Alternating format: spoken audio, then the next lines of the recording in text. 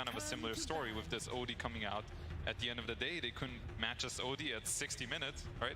I agree. If you believe like the first pick has to take it to second pick in one of those scenarios, then if you're doing it from Radiant, you get in that situation where you have to take the fight into their dire outpost for a Roshan. It gets really sticky, right? I am happy to see this Dawnbreaker back, though. Yeah. I was not sure if they were going to get this hero after that last game, and I feel like if they don't take it here, it gets banned 100%. Yeah. Because that hero just did insane work for them. It's one of the big flex cores that Puppy likes to play around it, that you talked about in that previous game. So I feel like this draft is, again, this is like more in Secret's wheelhouse in terms of, I don't feel like there's some crazy 33 hero already causing them problems. It's just kind of like a skirmish team fight oriented game. Like you said, I think the Potom is actually better for them than the Maiden, just because of the vision aspect and the stun. But otherwise, I feel like Secret's probably happy with this in terms of the first phase trade. Yeah, I think so too. They have this Dawn flex waiting, so maybe Tundra picks Netta's hero at the phase, but it's like, it's not some end of the world stuff because you can still counterpick it if you want. So you're at least getting one guaranteed lane counterpick. You can late pick Nisha's hero, so maybe he's not going to see his lane, but he will see a lot of heroes. I think they are a lot happier because, you know, Tundra picks this double sup. It's not something super scary. It's not oomph, you know? Like you see in the last game, there's a Brood, bam, like you need to respond to this. Your whole draft is revolving around this. You're scared, you're thinking about what they pick. Like Tundra picks 2 sups, and it's fine. It's, you know, decently well-rounded. There's nothing wrong necessarily, but I think Secret is in a much more comfortable position. They're happy with what they have, and they're sort of, you know, planning things out. They can get some better structure, I think, than they had the other game. I mean, they also just get to ban, like, whatever they don't want to play with. Yeah. The 2 supports are locked, right? So you get Naga ban, you get OD ban. Probably the 2 most annoying heroes from game 1. And I think it's kind of the beauty of a best of 3, and sometimes, you know, you see it in a best of 5.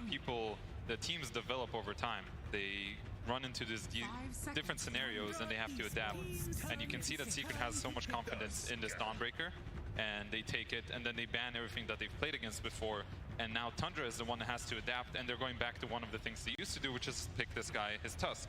However, this does mean that Secret gets a nice counterpick for Nisha mid, and we know how much damage Nisha can do when he gets a counterpick mid. Yeah, I mean, Nisha is an absolutely beastly player with a good game. I mean, there's maybe some angle with this Tusk pick here. Like, you would think that, hey, you see Dawn, you know it's going to the side lanes as a core. Maybe you want to pick the cores to counterpick that. But I think this team puts a lot of value on Netta having like a very impactful pick slot. Like they'll give him the 8 with some oomph pick, they'll give him 18, or they'll give him like some hero that he thinks is insanely broken. So maybe they see, hey, we have this tiny, we don't want to pick like some double melee, really weak lane like blind, and then we get counterpicked. So let's save our offline pick. We think Netta and having a good lane in our offlane is really valuable. Like, we're going to put extra emphasis on that. And hey, 9, you always do fine in lane anyway. You can run around and cast your spells just like you would in any other game. It's going to be interesting to see what he opts for this Tusk, because I could see them getting like an Ember or Storm or something here. They just want to get a mobility hero that abuses like some of the lack of super early stun that this Tusk provides, but they went for the Earth Spirit as well. I also feel like this Earth Spirit CM duo is kind of designed to keep that Visage pick in check that you always have to think about coming down, especially when they have this tiny core. Zeus. There's the immobile Spirit. I like it because, you know, he can get away from shards. It's not that easy for them to set up a kill on this Zeus. There's almost always going to be a response. And when you think about how these heroes are going to clash against each other, which I'm sure these guys are considering right now when they're talking about it, there's so much poke coming out from Secret that Tundra has to commit for a fight. They have to commit for a kill. They're going to go in deep, and then, you know, the counter initiation starts. There's going to be Dawnbreaker ulti, there's going to be this Earth Spirit ulti. So currently I'm kind of digging Secret's draft, but, you know, we're kind of missing 2 heroes on the other side. Yeah. So it looks better.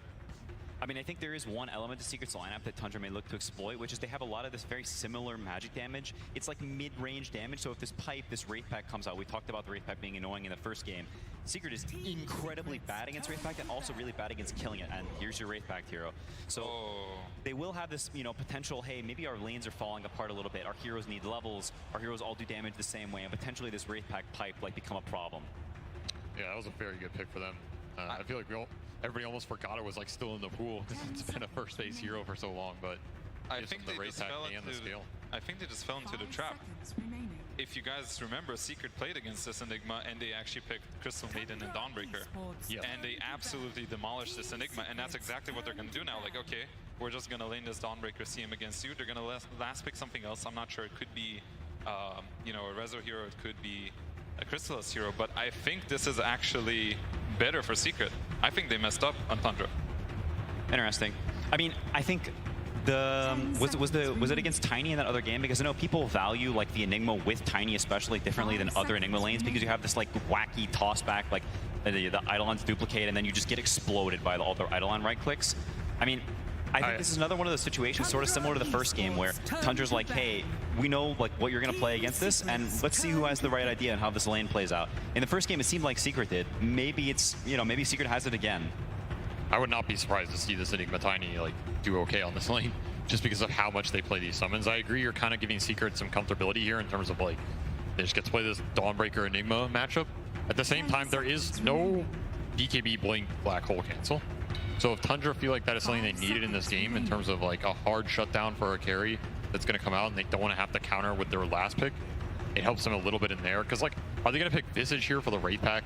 It doesn't seem amazing, right? What about a Vengeful Spirit in there? Oh, Venge. That is an exotic choice, I'll tell you that. I don't know if I believe in Venge, but... Okay, they double down on destroying this Enigma. I mean, this is a hero people were picking in scrims a lot before TI against this Enigma, experimenting. I've seen lanes where the Enigma gets absolutely blown out of the water, and other games where Enigma sort of survives. I think he should get toasted here. Like the Dawnbreaker lane, I think you can play a little bit around because Tiny can interrupt the spells. But this lane it's CM Gyro. Like you are getting nuked, you are getting flacked. It's pretty hard to play this lane. I don't know if Tiny interacts that well with it. So I like this pick. I mean, I don't think you're too worried about scale here. All the Gyro has to do is just fight. He can even be like third net worth. You're not even sad in this game because you have Zeus and Dawnbreaker to back up the scale. Exactly. I'm definitely liking this response from Secret. They have multiple lanes that are good against Enigma. They have a lot of different damage resources now with, Gyrocopter bringing that physical damage. Dawnbreaker can build into that Desolator. We have seen Dawnbreakers go for the Wraith Pack build before. I don't know if he's going to do that. I think Rezo, kind of popped off last game and owned. We're going to see last pick. It is going to be the Skitter CK. Sticking to the comfort. Is this a hard CK game, or what do you guys think? Yeah, I mean, in terms of in-game matchups, this Zeus one, as time progresses, is pretty bad. All your illusions kind of just explode, and your hero explodes too. I mean, potentially they just feel like they need this tempo. They want this strong lane. It's, back to the comfort for Tundra, but it's another game where I feel like I look at the draft and Secret has pretty good options. They have good draft integrity, much better than the, how easy it was for them to play the first game. I think, now this Gyro can kill the Wraith Pack. I feel like I look at this draft and I'm pretty chill if I'm Secret, I think. I think it's similar to the second game. It's like Tundra's trying to get this carry who can push out the lanes and give this kill threat between the Tusk and Mirana that they like to use, along with the Tiny, some ability to open up the map and find the kills. But Secret just have so much lane shove to back it up, and on top of it, they have the global ability. They have the Solar Guardian, they have Zeus ult, so they can back up some of these heroes that otherwise would be scared to push lanes or get gone on. They can turn it around. I think I think the Solar Guardian was huge in game 2 in terms of breaking how Tundra was trying to play that map. I totally agree. I think this Dawnbreaker pick, especially, they realized that after game 2, this hero is what is going to help them defeat the way Tundra wants to play. How do you want to play this game? Push out the waves, and then, the fact that other heroes are showing and they attack elsewhere on the map, can't do that against Dawnbreaker, right? So I do agree. I do like Secret again. A lot of it is going to come down to how this Enigma does in the bottom lane. If something happens where they get this kill with toss, it can completely change the way this game is going to go.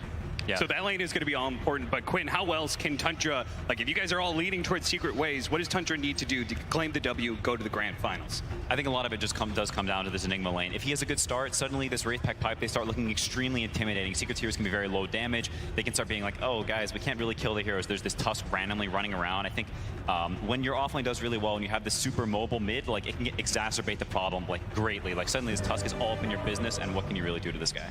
Any lane swaps or anything that would help enable this, or is it just purely going to have to be through play? I feel like a lot of his gameplay, they just kind of have to be. Neta is a great laner. This is a situation he picked himself into. He was happy with the situation. They didn't bend the gyro. I think he can clutch it up. One word answer, gentlemen. Fly. Who's going to the grand finals? It's going to be Secret. All right, Quinn? Secret. All right, you heard from our analyst. Thank you so much to Fly and Quinn joining us and breaking down the draft to such an extreme level. I feel like we all learned something in that one. But game 3 of Secret versus Tundra. It's about ready to go. One of these teams is going to be going to the grand finals. Maybe the other team will join them, but it'll have to be a very long Sunday for them. They'll have to go through the lower bracket. They'll have to play 2 series in a row. It's always a rough one. Nobody wants to do that, except maybe Matumba. That guy likes playing Dota. Yeah, I mean, he's trying to get as much Dota in before he retires. I mean, this is another game where I feel like this Tundra draft does exactly what they've been doing the whole tournament. They have a bunch of heroes who can push the lanes out. They have an illusion carry. They have a summons off laner. They have this killer mid for 9, like the spear breaker, like the OD, whatever. He can run around, make some crazy stuff happen, help set up the kills for supports. It got us this far. Let's not stop. Yes, right? It's very much up their alley. At the same time, I do think like this Dawnbreaker's has to be one of the heroes that's better conceptually against the style, because she's extremely tanky, shoves the waves pretty fast, is giving you that scale advantage. At the same time, in a way, she's protecting other heroes from shoving out lanes, right? Imagine Nisha is pushing lanes as Gyro's pushing lanes later in this game. He gets arrow, Tusk jumps him, you have the Solar Guardian come out. Suddenly, Tundra are in a position where they need more heroes to go for those types of kills. And every time you force them to have to commit more and more numbers, those moves become a little bit harder, right? So Tundra has to just be that little bit faster and a little bit quicker, and 3 runes. Nice kick away. Tip. That'll secure, that 3rd bounty rune. So does mean he doesn't have rolling boulder, which I don't know if that's important or not when it comes to this lane. And they're also going to put the Earth Spirit down here again. So similar to last game, Zayas will take the safe lane with Chrysalis, not doing that CM Gyro lane, which I feel would just melt the Eidolons. Yeah, why not? I mean, Flak is enough at the later levels. So maybe they're just fine doing this. They want to set up the stronger off lane. Maybe they're worried about playing double melee into this Chaos Knight lane. Maybe it's just Rezo, you're the carry, right? Like, let's secure Resolution Dawnbreaker this game because we saw what it did last time. I mean, Gyro, like we talked about, doesn't have to be the true one in this game. Gyro can just play for some spells, running in, being annoying, shutting down the Enigma early, and catch up later. He doesn't have to have the greatest start of his life because, again, very strong scaling Tricore from Secret if this game goes late. It's already doing so much, Puppy. Pushing back the Snake King Mirana, blocking the easy camp as well. The other side, Zayas actually gets a pretty nice W here, and being able to pull the hard camp off of Saksa. A little bit of block in here. Nisha doesn't really care too much. In fact, he slows him down. 9 in response, snowballs onto the range creeps. I don't know why, man, but little stuff like that always gets me. I love to see those cute little 1v1 matchups and how just the little plays and counter plays make the difference between one CS. Zeus wasn't doing that a year ago. That is true. Saksa gonna be run down here. Is this gonna be our first blood? Looking like it. Zayas will claim that one. Away from Chrysalis. First blood for Team Secret already, especially with the 3 bounty runes. They're up by a K. Yeah, that is a very fast start for them, and very nice for a hero like Earth Spirit. I mean, we were discussing these melee cores for Zayas in a lot of the games. This is just what he's playing. Nyx, Tusk, Earth Spirit. I think Earth Spirit is his best hero. Like, yes. His Nyx is crazy good. He had insane impulse late game, but this is, I think, is actually his best hero. And if this hero gets off to a good start, you just bypass a lot of his issues, right? You get to the faster level 6, you get to some early items. This hero doesn't need much. You get to an urn, you get to a BKB, and you just become a beast. So getting the first blood gold here for him in a safe lane Earth Spirit scenario is the cherry on top here for Secret. They are leading the CS board in all 3 lanes. I mean, seriously, this Enigma is getting destroyed early on. I mean, they took maybe a little bit of a risk. And as you said, they could have done Crystal Maiden Gyrocopter and just absolutely dumped on 33's game. But instead, they tried to make both the side lanes, or tried to win both the side lanes by putting the Crystal Maiden down there. And it's worked. Yeah, they're just winning them both. This is a very fast start for Secret. Meanwhile, I feel like Nisha gotten every single CS in this lane. 19-5. He's having a hell of a spree right now, but he is getting dangerously low all the time from 9's spam out of shards and such. They got a Thunder, don't miss. Apparently not. Not even a high ground miss. Zayas getting blocked in. He's not going to be able to roll out of that one. Chrysalis will in turn pick up a decent number of those Eidolons. And actually, whoa, I didn't see that. Neutral creep got him. Got it. Oh, no. Oh, yeah, that's a decent trip to base then. Yeah, it really is. I mean, you essentially traded your life, didn't give any gold over to Tundra, and you got Eidolon kills out of it. Those Eidolons are super nice for Chrysalis. He also gets some solo XP. Free trip for the Earth Spirit who finished boots off the first blood gold. These little sequences going Secret's way. I will say, nice double deny from 33. He was like denying one Eidolon with his hero and another with other Eidolons. Yeah, I did see that. That was cool. Out. Like, very small things this team does extremely well. Yeah. Trying to keep the advantage. 33, easily one of the best micro players in this TI.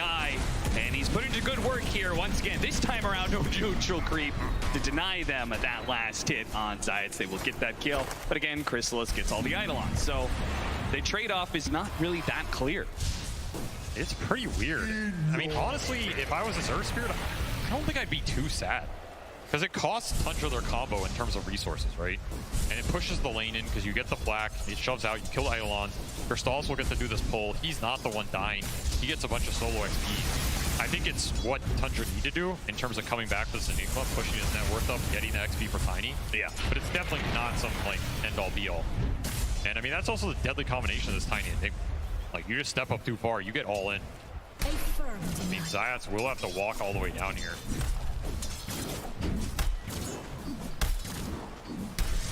When was the last time we saw Tundra lose lanes like this? I feel like it's a rough start. Yeah. Like, you're not going to get much better than this in a TI upper bracket final. You know, these are two of the best teams in the world. And Seeker pulling a decent lead out of these lanes, especially versus the CK. Oh, Chrysalis maybe overextended himself a little bit.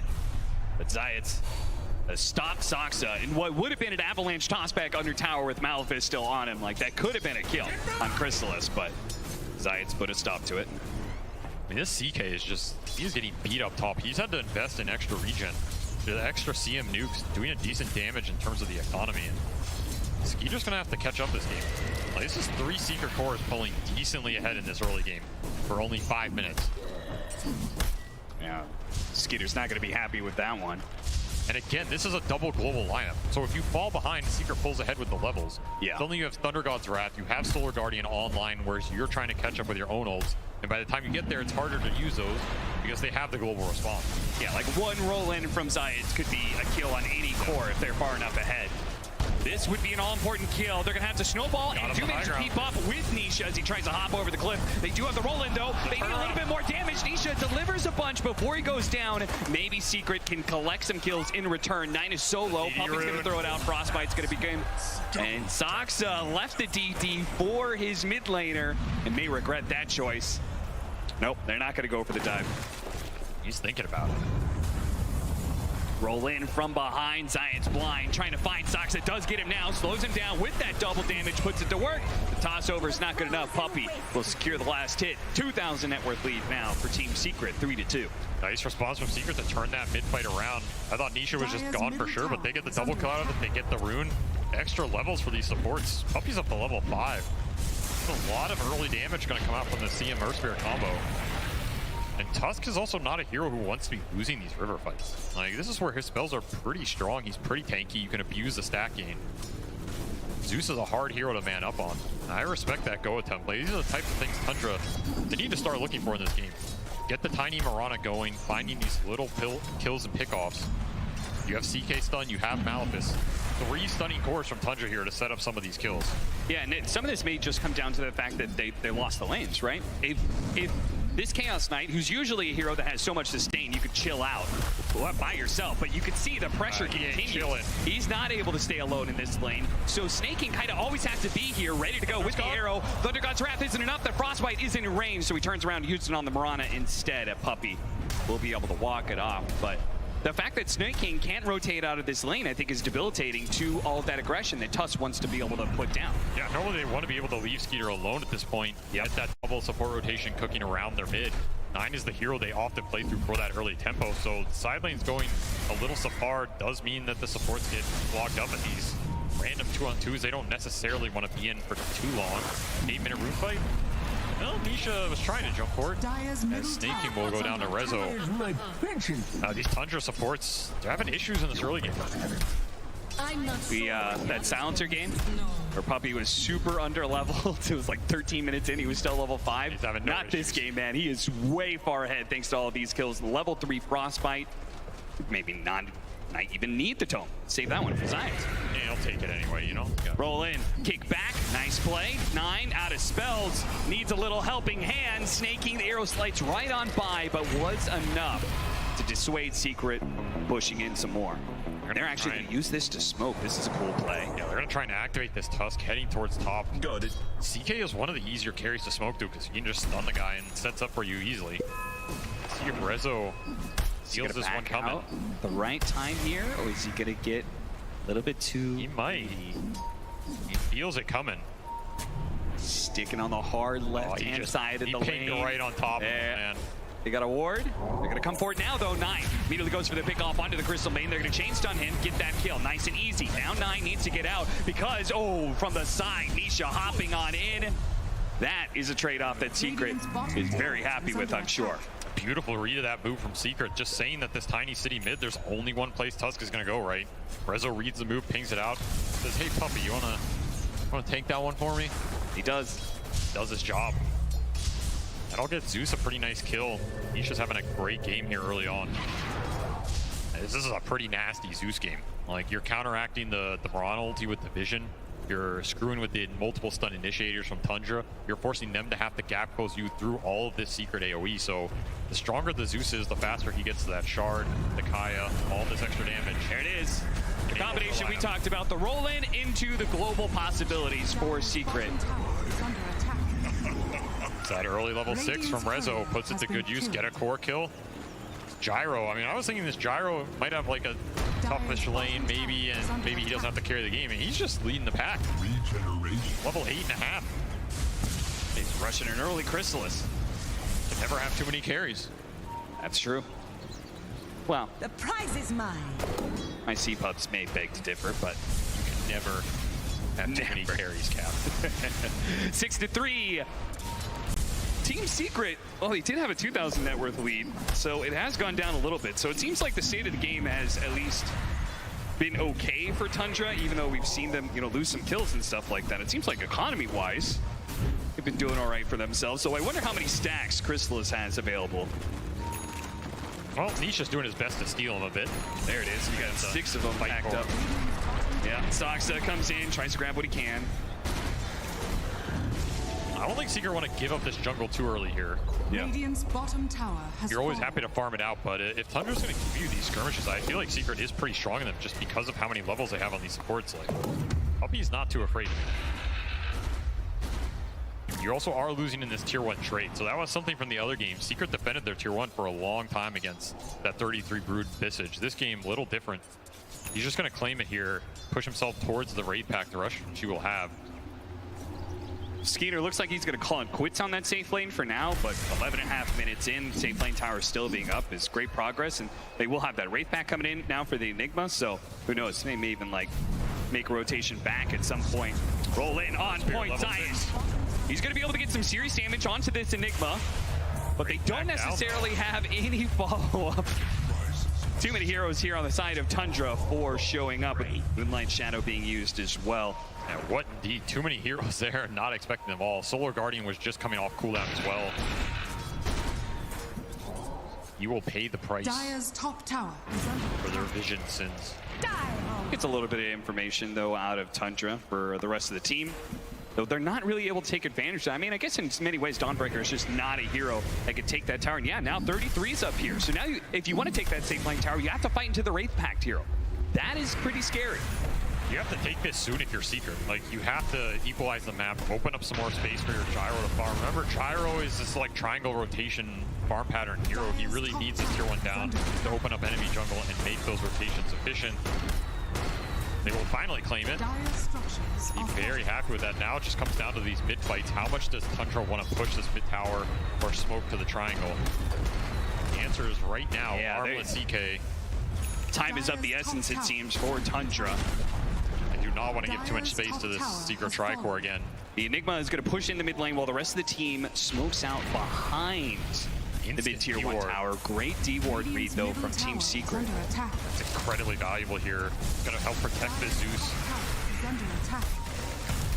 They are just chipping this tower. Eidolon's doing a decent amount of work. Pretty hard to engage for Secret here. They don't want to walk up too much. There could be CK in the trees. You don't know where this Tuskar is.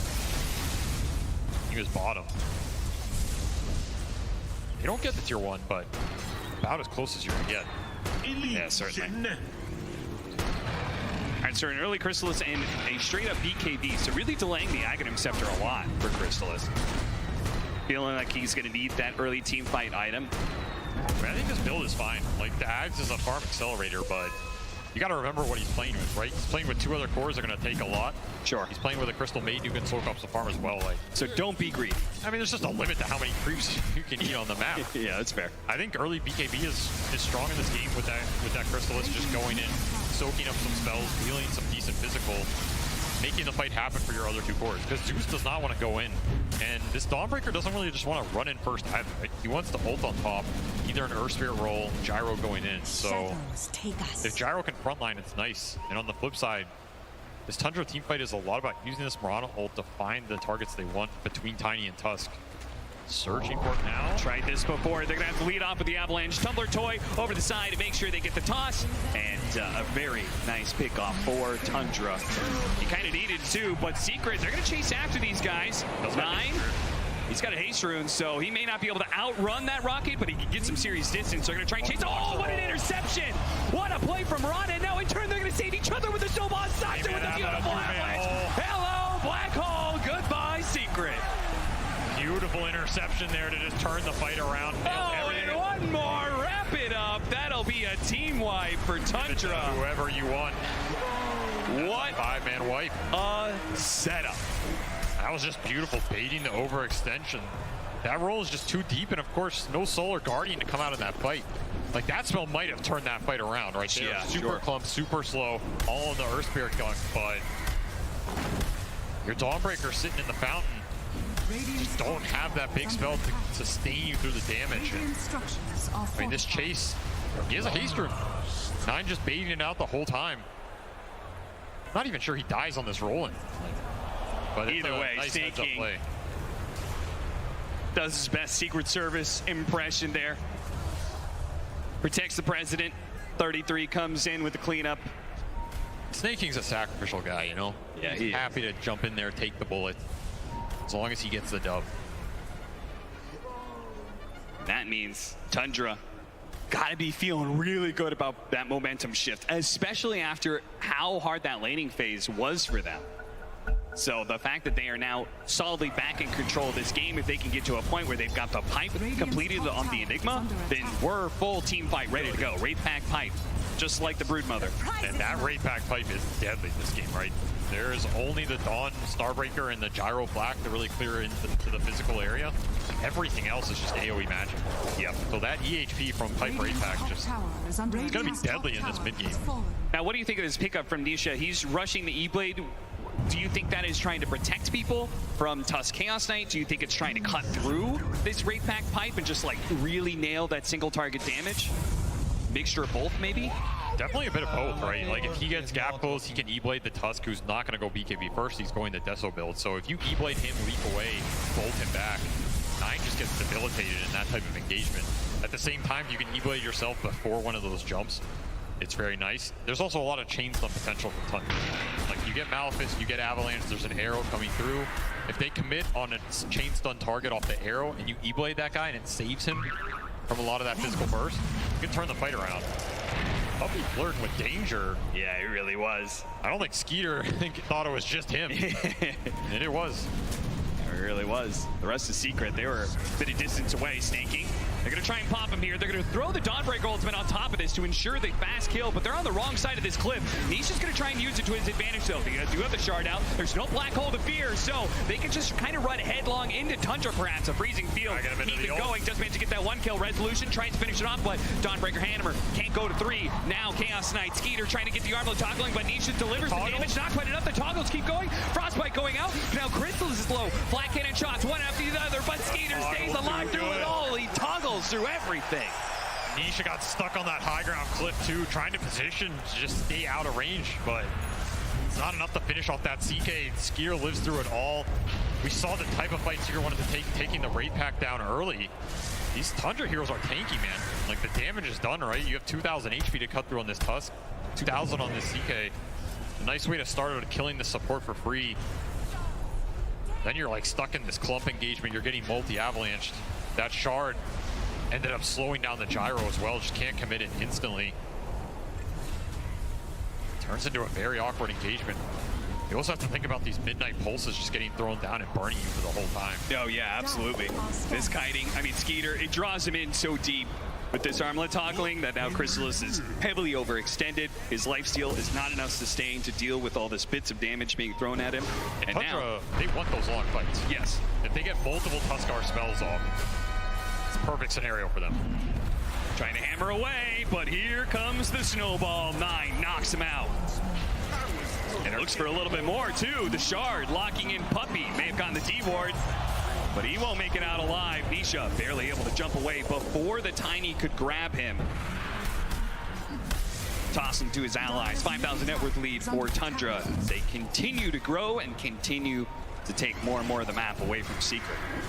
This is the Tundra like 5-man skirmish that they use this Tiny and Mirana combo so well for. Like, no cooldowns they really have to wait for. They don't really care about Black Hole this game. They're ready to fight off the stuns, get their carry involved. Skeeter having a way more impactful game this time around. Level 13 top in the charts. He's just been involved in everything. And between him and this Tuskar tag team, there's not enough armor or survivability to deal with the physical burst right now. Pushing Secret to the back foot. And it's going to give a lot of space to this Tundra lineup to soak up the map. And if there's one thing we've seen this series, it is these two supports between Soxa and Snaking. They find farm and they find it very fast. Yes, they do. I don't even know where they find this much farm, to be honest. I mean, Soxa's pushing up close to Rezo, right? Very different from last game. Yeah, certainly. It's not the same kind of game where Rezo was just able to hang out in side lanes and farm non-stop and join the occasional team fight. Tundra is actually putting an effort in shutting him down first, smoking him at the start of any of these rotations. That's the best way to do it. You take the Dawn or Zeus out, you remove a lot of that counter initiation. Yeah. And if you hit a nice BKB timing here, that is one of the downsides of the Secret line. Right? The pipe for Tundra is super powerful. The BKBs next is powerful. Like, there is not a lot to interfere with those durations, and they get a lot done because the physical burst is just so high. Maybe catching Snaking here. We had that smoke. Don't need to use Thunder God's Wrath. Nisha will hold on to it for now. That was a smoke rotation. They didn't find anything in the triangle like they wanted. They end up, well, they'll have to be content with a Priest of the Moon kill because that's all they got. And while, ooh, the BKB timing, if they hit the pipe, that already feels bad enough for Secret. You hit this BKB timing on Skeeter, I don't know what Secret does. It's going to be rough. I mean, at that point, these Wraith Pack lineups can always just go into the pit and force the Roche. Yeah. Right, you have Deso on Tusk with tag team as well. Even has Brigand's Blade on top. Feels like it's going to be a long time before the Gyrocopter's damage becomes relevant enough to carry through against BKB Wraith Pack pipe. That's just not doing enough right now. Yeah. Too much magic AoE, not enough cleave to clear through this. And again, Tundra just spamming out the map, right? Their supports are so obnoxious and just running down these side lanes, forcing you to react. You see the Eidolon's top, making people show, making you split up while they get slightly more out of the map every minute that ticks by. The team is just crazy efficient in terms of getting farm on everybody, and they make it pay off too. Their itemizations are very good. Again, Force Staff already out for Snaking here. Another one being built by Soxa, so double Force Staff once again. That is their MO. It's going to bail out the cores even more. They're ready to go. They are always ready. Dire's bottom tower is under attack. Movement across. Regeneration. Trying to tackle that area of the map that Radiant uses to farm up so much. That Radiant Triangle where we typically have a Gyrocopter who's going to be farming of Ancient. They couldn't actually catch anybody there, but it did clear out enough space where they feel comfortable going back to do Roshan, right? Because Secret is just, I mean, if they're not going to challenge them immediately, Roshan just dies too damn quickly. So they just pick up more Skeeter. Ooh, accidental BKB pop, I believe. Haste. He doesn't need it, you know, sending a message here. Yeah, Roshan cannot dodge the smoking. That's that Wraith Pack force fight that Secret just can't take right now. They just need more farm. They need it on the Stormbreaker, and he's just not getting the space, man. He really is not. 9 might just be able to 1v1 him here. Rezo not going to be able to TP out in time. Soxa is there for the cleanup. And this Tusk has just been incredibly annoying for the Stormbreakers. Yes. The amount of interrupts he has, the physical burst versus a hero that does not build armor for a long time. And he has racked up some serious Deso charges too. He's at 12 already. Try and find this Tiny. Nice Instant kickback. A lot of magic damage. There's that E-Blade being put to use. If they can catch somebody out of the way of the Enigma, Radiant's top tower no Wraith Pack, no pipe, they do get bursted very quickly. It's very true. It's like the Veil from last game. When you have this much magic damage, it makes all of your stuns count for just that much more. It'll push Gyro almost to the top of the charts here. So Stalos is still going for that Ags. He's just going to try and scale it up into late game Gyro with Ag Satanic. It's one way to try and deal with the burst blink without a save behind you. There's one save in this game, you know, it is a very long way away, but the Earth Spirit Ags, That's true. can't run. You turn someone to stone, kick them away. Might be something to play for super far down the line, but of course, Tundra's going to have a field day before that. Certainly. Especially given the fact you said, you know, they have 3 cores that all want to farm up on the side of Secret. They've only got a quarter of the map that they own, so really nothing is left for Zayat to complete his BKB, let alone that Aghanim Scepter. So it's going to have to be through fighting. And a fight is immediately going to be forced onto Chrysalis. Maybe forced. Has to use the BKB. He cannot get caught into a team fight against a Chaos Knight with its Aegis and a BKB. Definitely not. Even the Mage Slayer on top of the CK going to give him the extra resistant tankiness in these engagements. Not to mention if he ever lands hit on Zeus, just reduce the damage. Look at this. Tundra's saying, okay, that side of the map, they can't play. Let's go to the other side of the map immediately. Yeah, Moonlight Shadow in one as well. Found the Smoke is going to break. They did find the Gyrocopter, an opportunity to be able to burst him out almost instantly, and there he goes. The response from Secret, they tried to do some damage to the Tiny, only got him to half health. They fully give up now, leaving Puppey behind. Everybody else is going to be able to get out. Yep, we're good. These AoE spells just do nothing into the auras, man. Yeah, seriously. You have to keep your cores alive here.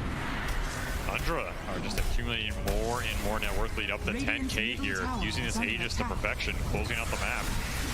Suddenly Secret's stuck in a corner again. I feel like that's been the story this whole series. Yeah, kind of. At that game 2, we heard our analysts come in and talk about how they felt like it was just one team fight away from Team Secret being able to crack open the game, and they eventually did do that. I'm not convinced that there's that same kind of win condition here in this 3rd game.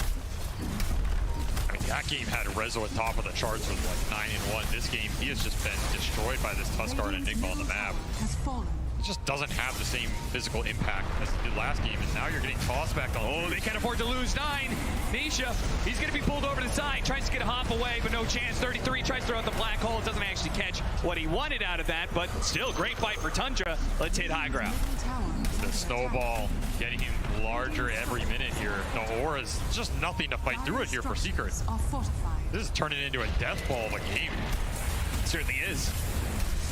And TUNDRA, they're going to force it. Like game 1, they chilled out. They took so much. They just built up this net worth bigger and bigger and bigger. What it looks like here in this situation, 26 minutes in, they're going to claim a full lane of barracks. Team Secret, without Nisha, without a buyback there, there's no way they can hold high ground. That is their big high ground hero. Game 1, they had the Magnus. This game, they've got Zeus. That's the best they have to offer. I don't even think he can really walk up. Is he even doing anything to them at this point? There's way too much tankability on this TUNDRA side. The glyph is down. The tier 3 is almost falling. His TUNDRA's going to force this for 2. Why back? Puppey puts himself in the front lines. They immediately do get the kickback onto the Enigma. Is that who they really want to go for, though? They've lost their 2 supports for it. They're going to buy back. But are they going to get anything for this? Even with the extra lives, Puppey TP's in. Instant dieback. Rezo turns around, used the magic immunity to get rid of the Malefice, but he's just dragged back in by Skeeter. Run down through the side. Zay's trying to get the opening. The Dawnbreaker ultimate, it's going to land and do a lot here with an AoE stun, but all of these heroes on a bit of HP. They do not have enough to be able to cut them down. They need more damage. Crystal is trying to deliver. They finally do get it. They bring down the Chaos Knight, run over the Enigma, trying to chase for more. Snaking, gets out, completes his TP. TUNDRA, they just did a serious economic blow, and maybe a very real blow as 9 takes down Resolution. After that fight, Nisha, you cannot let him get away with this one. He's going to eat plate, but he already used the lightning bolt. He's going to TP out. Oh no, Secret. 9 playing with his food in this game, man. Putting the BKB to great use here. This Tuskar is going in and out of the fight. It's just way too annoying for Secret. They don't have the hard stuns to lock these heroes down. Double Force Staff as well. And like we see, the damage just takes so long to bring any of these heroes down. Yeah. I mean, it's a triple buyback from Secret in their base defense. Don't even have Black Hole for this engagement. The Enigma's just a damage sink. But he sinks a lot of it. And it's only because of this buyback here. Just a beautiful ult from Resolution that ultimately sets them up to be able to clean up the fight and just not lose the game outright. Also, Skeeter losing the Aegis midway through that one. Nisha's been caught though. Nisha E-Blade. Oh, he doesn't have a hop, but he does have a blink dagger. He blinks away. That was as close as you can get. Still blink on CK. That was the game ender right there, and they might still get it, and they do. One more buyback left for Secrets. And again, is it even enough? Can the Zeus even push them away from this lane? I don't think so. Tundra had enough of the long games in the first two. Decided to kick it up a notch. Nice blink backwards. It rolls right into the middle of Tundra. A trap beautifully set and sprung by Skeeter. Stops the initiation entirely. There is still a tier 2 up at the top lane, so Tundra cannot take Mega straight up. But they're only a few minutes away and a couple of movements out from being able to get that potential last team fight forced upon Team Secret. I don't see a way to fight this 5-man. I just don't see it. Where's the damage coming from? Even if you land everything on everybody, it's just not there. Heroes are too tanky. Triple BKB is now online, so now you have to worry about BKB Black Hole on top of everything else. Tundra just closed this map out so fast. The Death Ball came online, you lose one fight, suddenly you're in a position where you lose Aegis, that converts into a Rax mid. They never looked back. Secret looking perhaps the last team fight of this series. What do they need? They need a Divine Rapier, and Crystals has a queued, but he is a long way off. Okay, what do they need to win this fight in order to get to that Divine Rapier? They need a Divine Rapier. Well, maybe Tundra will buy one for him. Well, look at that. Triple bounty rune just casually sitting back on the dire side of the map, so.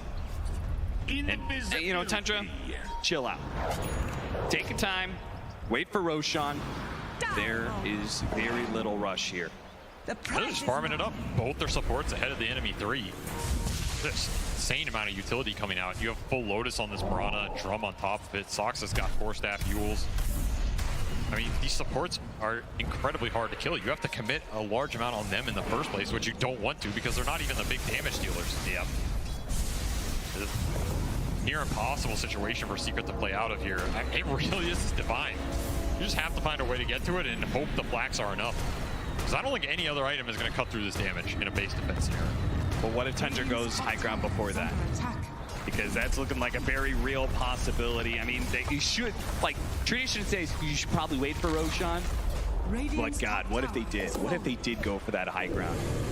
Could they just end the game right there? Could they just potentially seal their grand finals appearance? You gotta wait though. Wait for the Roshan. Puppy knows he's here. Doxa. I don't know how he knew, but he's gonna find him. You're not getting away from this one, Puppy. All of that farm. Some of it's gonna get taken away by 9. Stalls out the game a little bit. True. I think Soxa was just predicting that this is where Gyro's going to go. Like, yeah. Where else is he going to go to farm? I mean, and then he found a Crystal Maiden farming the ancient. Take that too, but that was a beautiful read. I mean, the way these guys are reading the map and the movements. Absolute perfection here. It really does feel like they've cut it down to the science. It's process of elimination. They just can't farm these areas of the map. Go to the few parts that they can. I mean, just look at what Crystallis has to do in this. He's been hugging the side lane of the trees. He pops out, tries to get a little bit of farm in this bottom lane where he can. He could buy the Relic, but the Divine, the full-out Divine is so far away. Relic ain't doing it. No. They need something much bigger, much grander to be able to cut through Tundra, who smoked up around the Roshan spawning here. Look for an opening, see if they can find anybody. Nobody's showing. Okay, let's check that Roshan pit. Oh, hey, look at that. Big guy spawned. We could take Aegis and Shard. Well, they get to choose who gets to take that victory Shard. Yeah, between Skeeter and 9. The potential 2 Royal Roaders, as they're both looking their first time TI appearance. Get into that grand finals. And even the nullifier done for this Tuskar, so any sort of save mechanic that would have come out is no longer there, which Secret aren't even getting there. It's pretty much just the E-Blade. He's kind of just itemizing ahead at this point. Yeah. I mean, it is all on this Gyro Reaper, which, like you said, I don't know if we're getting there. Tundra can just walk down top, cement the death ball. And even if he does get it, he's got no sustain whatsoever. He doesn't have lifesteal. Yeah, it's no guarantee you. He might just get one shot. Nine might just show up, punch him in the face. Glassjaw gets knocked out, and there goes the Divine Rapier. That is Dota. Sometimes punching someone in the face is stronger than divinity. 13-31, 33 minutes in. Feels like this game 3 has just been a slow, constant progression of Tundra building up that snowball bowl. Realistically, Team Secret are left in just one crazy good hold. And if they do manage to succeed, they could get themselves back into the game. We could have this windfall of net worth going their way. But as it stands, there it is right there. Well, Gabe has decided. No shot.